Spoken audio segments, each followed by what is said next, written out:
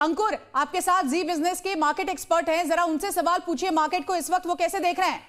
बिल्कुल। अब आशीष मेरे साथ हैं, मार्केट एक्सपर्ट हैं। आशीष, अब क्या हालात हैं, इस हालात को किस तरह से देखा जाए, छोटे इन्वेस्टर के लिहाज से और पूरे मार्केट के लिहाज से दोनों? बिल्कुल, देखिए स्टॉक्स में तो बहुत भारी गिरावट आपको देखने को मिल रही है।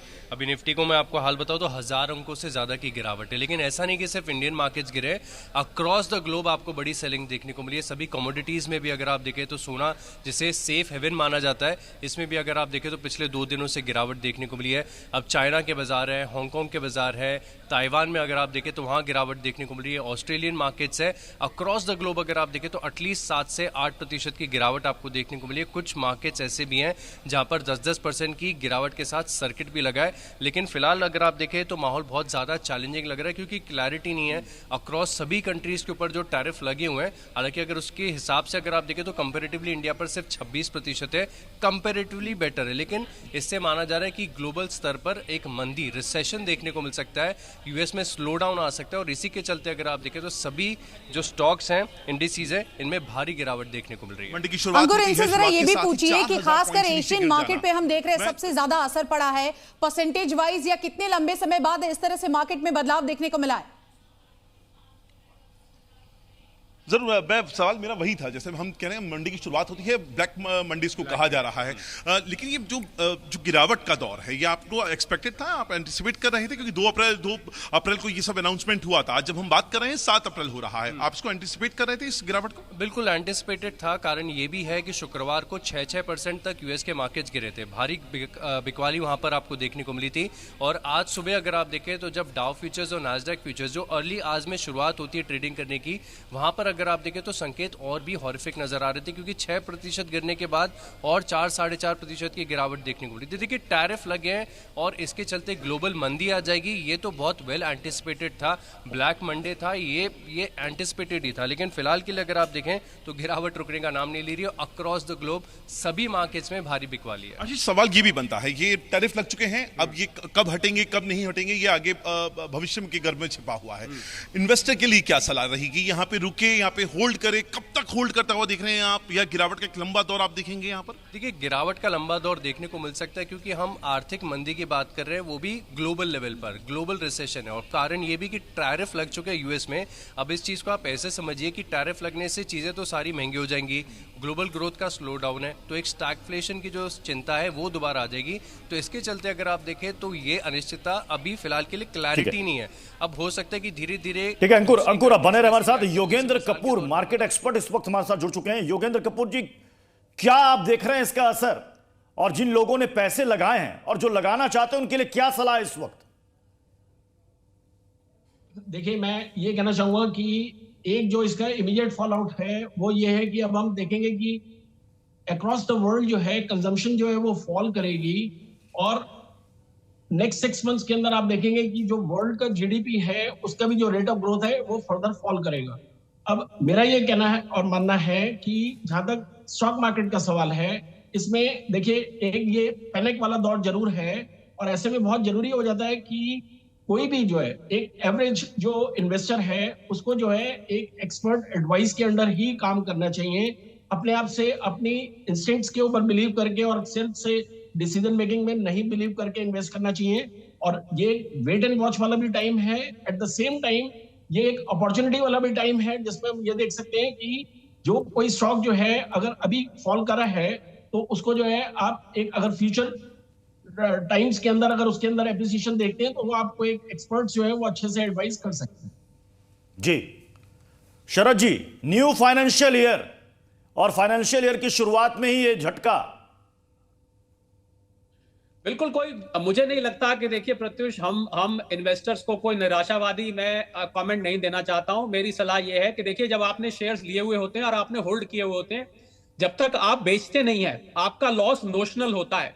नोशनल लॉस मतलब जो खाली किताबों में है। तो मेरी फिर से यही सलाह है कि कोई भी इन्वेस्टर पैनिक में आके, घबराहट में अपने शेयर्स बेच के लॉस बुक ना करे, इंतजार करे कुछ टाइम तक। मार्केट में इतनी भारी गिरावट जब भी आती है तो मार्केट ओवरसोल्ड टेरिटरी में चली जाती है और वहां से एक बाउंस बैक भी आता है। तो इसलिए बिल्कुल घबराने की जरूरत नहीं है। जो निवेशक नए आना चाहते हैं उनके लिए बहुत जरूरी सलाह है कि वो थोड़ा सा इंतजार करें, और अगर बॉटम बनती है तो बनने दें और थोड़ा थोड़ा करके निवेश करें। एक साथ अपना पैसा ना लगाएं, एक मुश्त पैसा ना लगाएं, पीस मील जिसको SIP मेथड से कहते हैं, थोड़ा थोड़ा करके पैसा लगाएं। ये निवेशकों से सजा है, बिल्कुल भी घबराहट की जरूरत नहीं है, ये मार्केट बाउंस बैक करेगा। एक छोटा सा शरद जी, कमेंट और एक इंपॉर्टेंट सवाल, देखिए पूरे दुनिया भर के जो वर्ल्ड स्टॉक मार्केट है हम देख रहे हैं इसका असर पड़ रहा है, लेकिन खासकर एशियन मार्केट की बात करें तो सबसे ज्यादा असर यहां पर देखने को मिला है। अगर मैं स्पेसिफिकली आपसे एशिया की बात करूं, यहां के मार्केट की बात करूं, तो किस तरह का बड़ा बदलाव आप देख रहे हैं? आने वाले दिन कैसे होंगे इन्वेस्टर्स के लिए?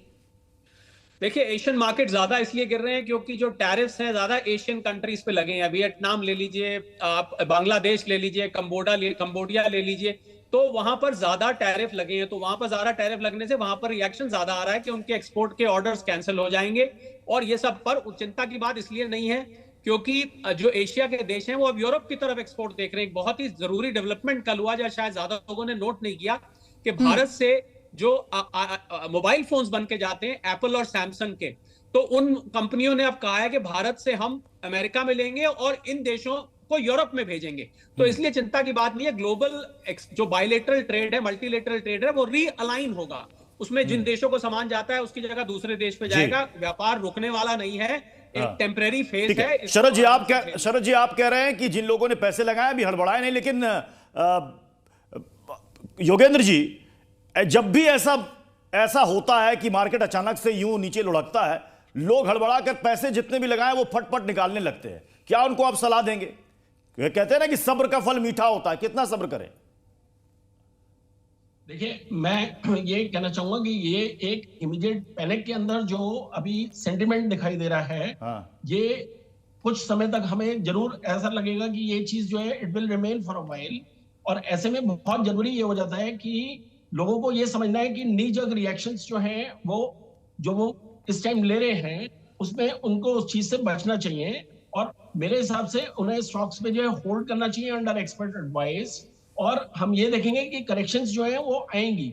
ऑलरेडी अगर हम देखें कि अगर वर्ल्ड फिनोमिना में इस टाइम जो टैरिफ्स का सिचुएशन है, उसमें हमें ये देखना है कि इंडिया आज भी जो है वो कंपैरेटिवली बहुत बेटरली प्लेस्ड है as compare to our competitors like China, Vietnam. तो और मैं इसमें एक आगे ग्रेट अपॉर्चुनिटी भी देखता हूँ इंडिया के लिए। अगर हम ये देखें कि कल को ये सिचुएशन ये भी एमर्ज होगी कि यूनाइटेड स्टेट्स जो ये सोचता है कि वो आसानी से जॉब्स जो है वो क्रिएट कर पाएगा अमेरिका के अंदर बाय वे ऑफ मैन्युफैक्चरिंग, ये चीजें योगेंद्र जी, एक और सवाल, ये जो अनसर्टेनिटी हम देख रहे हैं किस तरह से मार्केट में है, इसको लेकर लगातार आप देखिए मंदी का दौर भी आ सकता है, ये भी कहा जा रहा है। लेकिन मार्केट के अलावा जो आम लोग जो रोजाना इन्वेस्टमेंट करते हैं, जो उनको सरल भाषा में अगर आप समझा पाए कि इस वक्त में उन्हें क्या करना है और क्या नहीं करना है, सबसे बड़ी बात। देखिए, एक एवरेज जो इन्वेस्टर है उसके लिए बहुत जरूरी ये है कि उसको ये इंश्योर करना है कि शॉर्ट टर्म के अंदर उनकी जो कैपिटल इन्वेस्टमेंट है वो इरोड नहीं होनी चाहिए। और ऐसे में बहुत जरूरी हो जाता है कि उन्हें जो है इस टाइम सेफ खेलना है, क्योंकि उनके लिए उनकी जो प्रिंसिपल इन्वेस्टमेंट है वो इंटैक्ट रहना बहुत जरूरी है। और ऐसे में वो फॉर द टाइम बीइंग जो है इवन एक सेफेस्ट ऑफ प्लेसेस, एक सिंपल फिक्स्ड डिपॉजिट भी अगर बैंक के अंदर करें फॉर अ व्हाइल, वो एक बेटर ऑप्शन रहेगा एज अगेंस्ट कि उनकी कैपिटल इरोजन की तरफ वो सिचुएशन इमर्ज हो। जी न्यूज़।